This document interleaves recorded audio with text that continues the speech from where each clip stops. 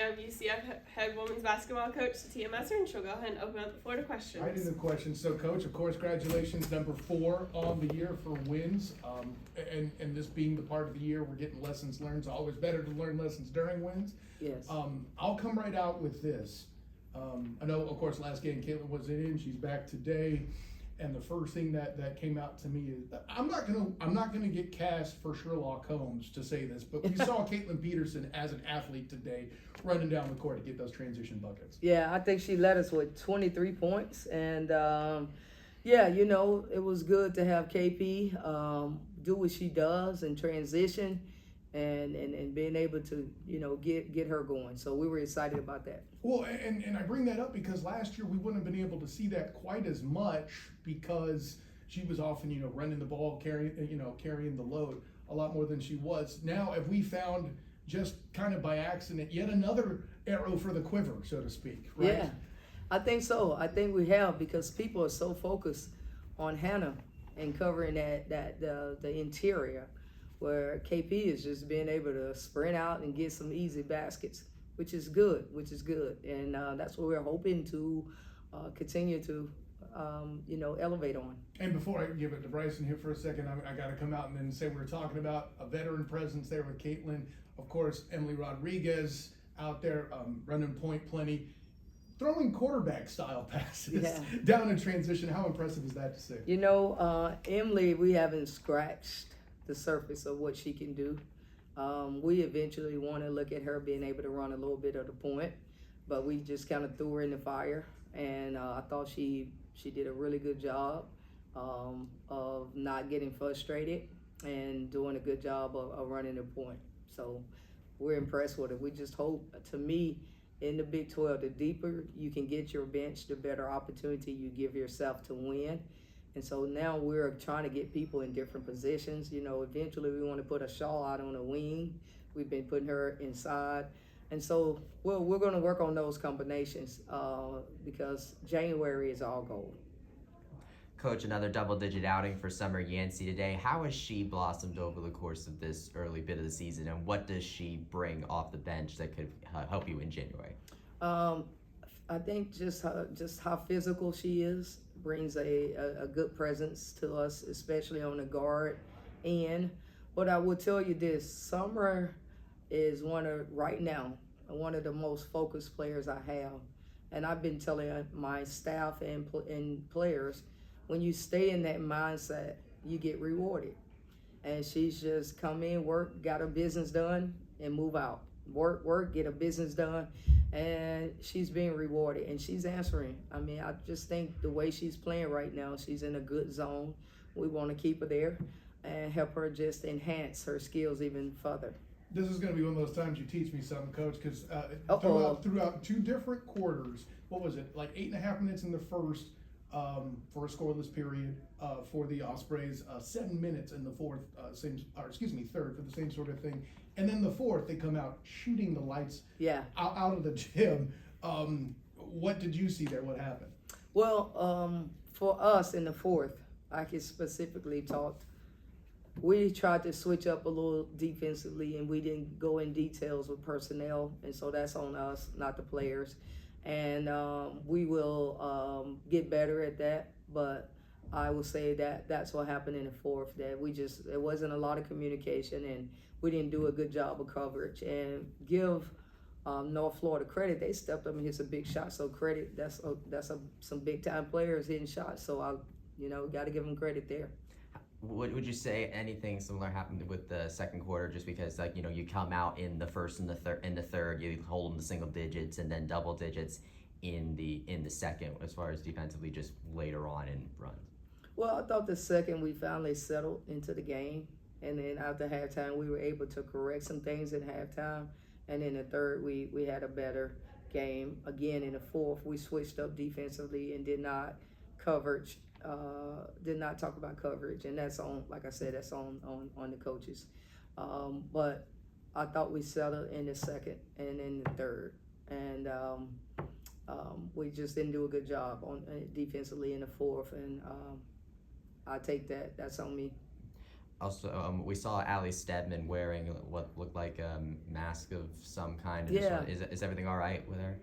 Right now, everything's good. We're just waiting to get results back. Okay. In particular, kind of the last point on the game, there obviously when you and I spoke last, we were talking about battling the trap, getting through that. There were some elements of that we did see in the game, and then also I felt like transition points was most of the offense. Is that something that you build on, or taking into SIUE, is there something perhaps that was different in the game plan for one versus the other? Obviously, you're not handing me the playbook, but is this just about seeing something battling these particular teams that was different than in the past? Yeah, I thought Marquette, playing them earlier, is a good team, very well coached.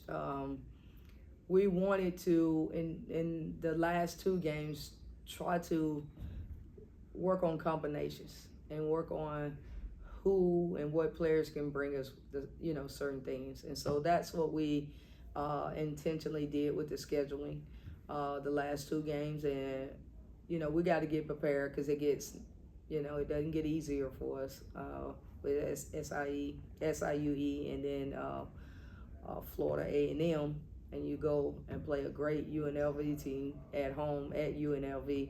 So we're just in preparation for that. It all ends up until December 21st, TCU coming here. So that's the prep. We got to see some extended playing time from Mahogany today. What did you get a chance to see out of her, and also Ring as well?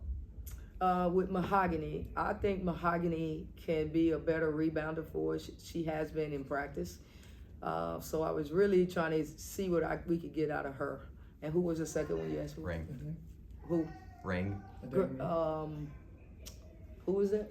Adane. Yeah. Oh, Ring. Ring. Okay. Adane. With Adane is a player who can face up, a post who can face up and shoot. She's just got to get reps, and so that's why we put her in. But Mahogany, we think that Mahogany can help us in the Big 12 quickly. Adane, we feel like she has an opportunity. She's just got to, that's part of being a freshman. So we threw her in the fire, and we said, okay, here you go. You got to play. You got to show us what you have, and we're getting there with her. Ashol was telling me last game about how this season you get really drilling in about how we're building up to January. January is where it is, and that last season was more caught up in the wins of last season. When you look at the non-conference season last year versus this year, how does it feel different this time, or what differences are you kind of putting towards that? I thought non-conference this year, I would say, I felt like we were intentional about playing teams that were similar to the Big 12 in terms of, the way the Big 12 plays. So I would say that was the biggest difference, that we wanted to go to UNLV. UNLV beat Oklahoma last year at Oklahoma. UNLV just played Arizona State very close. Arizona. And she's just a really good coach, and we go there. So that's going to prepare us for December 21st. So I would say the comparison is we were intentional this season about playing people who are similar to the Big 12 type basketball style play. Last one for me. We may talk this about a little bit more on Friday, because you'll be back here at Edition Financial on Friday, right, Jenna? Yeah, Friday. Yeah. Friday and Sunday. I had Friday in my head, so I just want to make sure I got it right. But yeah, Friday and Sunday. After those games going on the road, do you kind of feel like that's kind of the next big test for this group, is to get that on that road stand where you have a lot more of the games put together? Yes, it's a big test, and I wanted to do that. So we're going. I think we leave Monday through Saturday. I may be wrong. It may be Tuesday through Saturday. I just know we're returning Saturday, but we're gone for a while, and I like getting our team away, and that we can talk and we can get some basketball done, and also get them away. And sometimes mentally, when you have them, there's less distractions than they are at home. Because when they're at home, they have, different type people calling them. And so we wanted to do that. And then we leave, and when we get back, we go to Houston. But we want to get prepared for the road trips. And I feel like we're doing that at a longer extent and going to Vegas and getting away with UNLV and playing in their tournament. Quite unusual tip-off time today. We got to have a post-game lunch and not a post-game dinner. Just what was it like to kind of have a tip-off in the morning, and what kind of, differences that presented for you guys? I was really happy with the elementary schools that came out and supported us. Our kids feel that. And we saw staff members and different people coming out and supporting us. We are so thankful, and just thank everybody who came out. And so, yeah, I love that. I love that, having our elementary and staff appreciation day together. And we were impressed with the group that came out. They were pretty loud, weren't they? They were loud. They were loud. They had me going like, yeah. So we're thankful. Last question. What's the biggest thing that you want to see? Because obviously you talk about UNLV and how. What is the biggest thing you want to see from these players through these first non-conference games that will have them most prepared when you go out to Vegas? Well, you see, we had 3 people in double figures in scoring. I need to see that consistently. For us to compete in the Big 12, we got to have more than one weapon. And last year we had one weapon with KP and other people getting better.